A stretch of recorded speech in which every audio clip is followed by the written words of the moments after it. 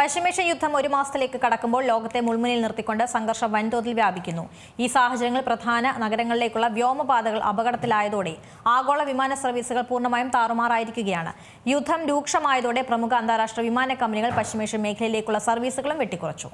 പശ്ചിമേഷ്യൻ യുദ്ധം ഒരു മാസത്തേക്ക് കടക്കുമ്പോൾ ലോകത്തെ മുൾമുനയിൽ നിർത്തിക്കൊണ്ട് സംഘർഷം വൻതോതിൽ വ്യാപിക്കുകയാണ്. പശ്ചിമേഷ്യയെ മുൾമുനയിൽ നിർത്തി ഇറാന്റെ ആണവ കേന്ദ്രങ്ങൾ ലക്ഷ്യമിട്ട് ഇസ്രയേലിന്റെ വൻ മിസൈൽ ആക്രമണം തുടരുകയാണ്. ഊർജ്ജ കേന്ദ്രങ്ങളെ ആക്രമിക്കില്ലെന്ന അമേരിക്കൻ പ്രസിഡന്റ് ഡൊണാൾഡ് ട്രംപിന്റെ ഉറപ്പ് ലംഘിച്ചുകൊണ്ടാണ് ഇസ്രയേലിന്റെ പുതിയ നീക്കം. ഇറാന്റെ പ്രധാന ആണവ കേന്ദ്രമായ അരക് ഉൾപ്പെടെയുള്ള 2 ആണവ നിലയങ്ങളും 2 വൻകിട സ്റ്റീൽ പ്ലാന്റുകൾക്കു നേരെയും ആക്രമണമുണ്ടായി. ഇസ്രയേലിന്റെ ഈ നീക്കം മേഖലയിൽ പൂർണ്ണ യുദ്ധത്തിന് വഴി തുറക്കുമോ എന്ന ഭീതിയിലാണ് ലോകം.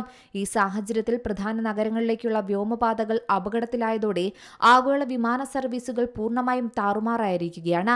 യുദ്ധം രൂക്ഷമായതോടെ പ്രമുഖ അന്താരാഷ്ട്ര വിമാന കമ്പനികൾ പശ്ചിമേഷ്യൻ മേഖലയിലേക്കുള്ള സർവീസുകളും വെട്ടിക്കുറച്ചു. യുദ്ധം രൂക്ഷമായതോടെ പ്രമുഖ അന്താരാഷ്ട്ര വിമാന കമ്പനികളിൽ അടിമുടി മാറ്റമാണ് വന്നിരിക്കുന്നത്.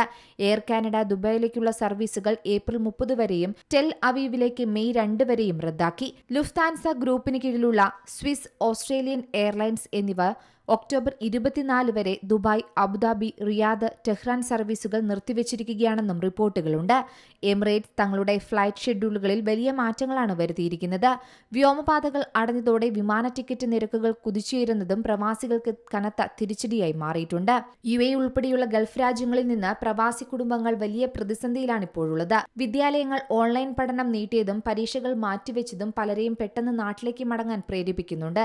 എന്നാൽ വിമാന സർവീസുകളുടെ കുറവും അമിതമായ ടിക്കറ്റ് നിരക്കും ഇവർക്ക് തിരിച്ചടിയാണ്. നിലവിൽ 30% വിമാനങ്ങൾ മാത്രമാണ് സർവീസ് നടത്തുന്നത്. മറ്റ് ഇന്ത്യൻ നഗരങ്ങളിലേക്ക് കുറഞ്ഞ നിരക്ക് ടിക്കറ്റ് ലഭിക്കുമ്പോൾ കേരളത്തിലേക്കുള്ള യാത്രക്കാർക്ക് വൻതുക നൽകേണ്ടി വരുന്നതും വലിയ പ്രതിസന്ധി ഉണ്ടാക്കുന്നു. കൊച്ചിയിലേക്ക് 3800 ദിർഹം വരെ ഈടാക്കുമ്പോൾ മുംബൈയിലേക്കും ഡൽഹിയിലേക്കും ഇതിന്റെ 4/1 തുകയേ വരുന്നുള്ളൂ. ഇൻഡിഗോ ഉൾപ്പെടെയുള്ള വിമാന കമ്പനികൾ സാധാരണ സർവീസുകൾ റദ്ദാക്കി പ്രത്യേക സർവീസുകൾ നടത്തുന്നത് യാത്രക്കാരെ കൂടുതൽ ബുദ്ധിമുട്ടിക്കുന്നുണ്ടെന്നാണ് കണക്കുകൾ. കൂടാതെ Gulf Air Dammam King Fahd അന്താരാഷ്ട്ര വിമാനത്താവളം വഴി നടത്തുന്ന താൽക്കാലിക സർവീസുകളുടെ കാലാവധി ഏപ്രിൽ വരെ നീട്ടിയതായി കമ്പനി അറിയിച്ചു. മേഖലയിലെ നിലവിലെ സാഹചര്യങ്ങൾ പരിഗണിച്ച് ബഹ്റൈൻ ഉൾപ്പെടെയുള്ള രാജ്യങ്ങളുടെ വ്യോമപാതകളിൽ ഏർപ്പെടുത്തിയ നിയന്ത്രണങ്ങളെ തുടർന്നാണ് ദമാം കേന്ദ്രമാക്കി സർവീസുകൾ തുടരുന്നത്. ദമാമിൽ നിന്നുള്ള ലണ്ടൻ സർവീസുകൾ 2026 ഏപ്രിൽ 11 വരെ തുടരും. മുംബൈ, ചെന്നൈ, കൊച്ചി, മറ്റ് ഇന്ത്യൻ നഗരങ്ങൾ ഉൾപ്പെടെ കൊയ്റോ, ബാങ്കോക്ക്, കാസാബ്ലാങ്ക, മനില എന്നിവിടങ്ങളിലേക്കുള്ള സർവീസുകൾ 2026 ഏപ്രിൽ 30 വരെയും നീട്ടിയിട്ടുണ്ട്. News desk Zee Malayalam news. ഏറ്റവും പുതിയ വാർത്തകളും വിശേഷങ്ങളും വിരൽ തുമ്പിലറിയാൻ സീ മലയാളം ന്യൂസ് എല്ലാ ഡിജിറ്റൽ പ്ലാറ്റ്ഫോമുകളിലും ലഭ്യം.